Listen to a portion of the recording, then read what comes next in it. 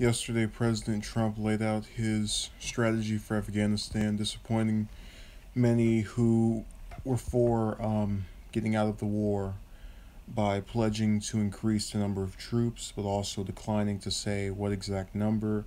It's been estimated he's looking at a 300,000 to 500,000 increase of troops within that country. He also, in the past, has pledged to withdraw troops from Afghanistan, arguing that it was costing the U.S. Billions, and acknowledged that in his remarks, claiming that being behind the Oval Office desk has given him a different perspective, and that was about it. So, a couple of things. In his remarks, he said, "We're going to win," and what's kind of funny is that in most wars, there's very rarely a victory that isn't costly. And I mean that in a number of ways.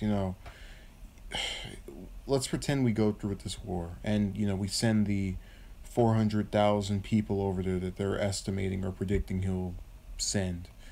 And out of those 400,000, 200,000 die before the war is won by us, or as it's said. So, the other side's defeated, and these 200,000 people are laying in the ground. That's a victory?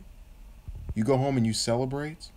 And then what do you tell the families of those people? Oh, yeah, your son was killed because, we had to win. What was Afghanistan threatening your way of life? Was it depriving your people of money from its federal government? Was it, cutting your health care, their health care, American health care? Was it underfunding schools? Oh no, we had to win. We had to win that war. Part of what makes any country great is being able to make the people who live there feel better. And that goes in a number of ways. You can come to the US, you get education, you get, health care that, depending on who's in office, and I mean both Democrats and Republicans, both parties have failed. It depends on who's in there. Usually we go right, along with affordable housing, democracy, due process, just basic things that people feel are pretty humanitarian. It's not humanitarian to look at individuals as numbers in some game where there's a black and white answer as to whether or not you were successful.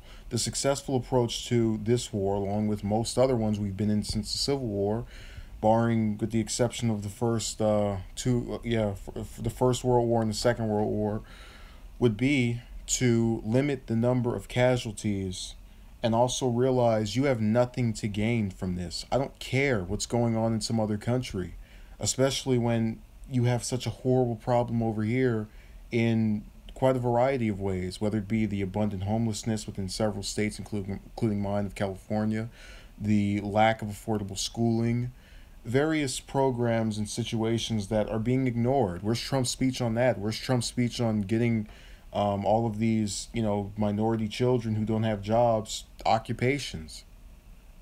But we'd much rather spend our time taking part in these ridiculous conflicts because we'd like to give money to the companies that produce our weapons and our war materials as part of our support for the military industrial complex.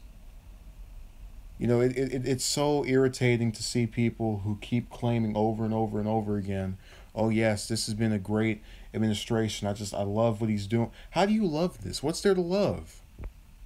I can't get it. I can't comprehend. And look, it was bad under Obama. It was bad under Bush. I'm not on either side of either political ideology.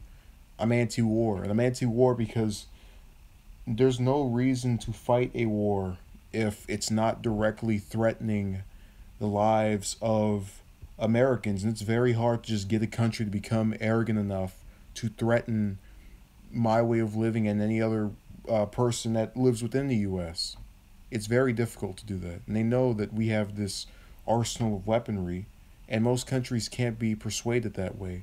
North Korea was an exception, but it was also one that had, to its credit, a number of just different incidents relating to Trump. So, for example, his going back and forth was said to have increased tensions of actual threats, as an example. And even though it's kind of ridiculous to use words as a reason for going after someone in that way, it still had its justification. This has no justification.